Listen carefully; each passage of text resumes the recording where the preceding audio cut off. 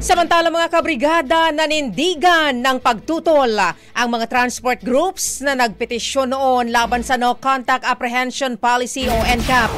Ito ay sa gitna naman ng nalalapit na pagsisimula muli ng pagpapatupad nito sa Lunes, May 26.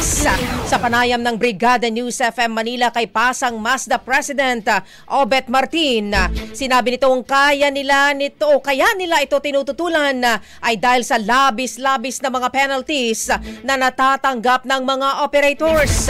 Giit pa nito, hindi naman sila ang gumagawa ng violation kung hindi ang mga driver. Anya, very unfair ito para sa kanila.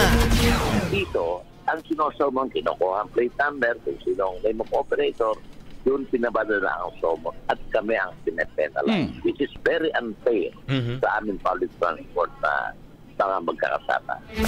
Maliban dito mga kabrigada, naniniwala rin ang grupo na dapat ay magkaroon ng independent body na didinig sa mga violation imbes na ang Metropolitan Manila Development Authority o MMDA. Anya dapat ay LTO na ang gumagawa nito. Samantala, idiniin naman ni ALTODA President Boy Vargas na dapat ay mayroon na munang konsultasyon sa transport sector bago na lift ang TRO. Sana po bago pag-consultation muna, patawag niyo po ang public transport. Patawag niyo po kami para makapagbigay naman po kami ng suggestion. Dahil kasi baka po mangyari na naman, yun nga po, magreklamo na naman kami na kaya kailangan kung talagang gusto nilang pagandahin ito, konsultahin naman nila po kami. Sa huli mga kabrigada, sinabi ni Martin na makikipag-ugnayan sila kay MMDA Chairman Don Artes para sa mga susunod na hakbang at maiparating ang kanilang mga hinaing.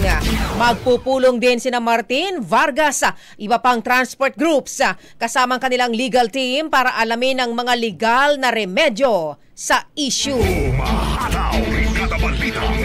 Ang bahaging ito ay hatid sa atin ng Yummy-Vit ES3 Syrup. Simulang tuparin ang pangarap ng iyong anak. And starting now,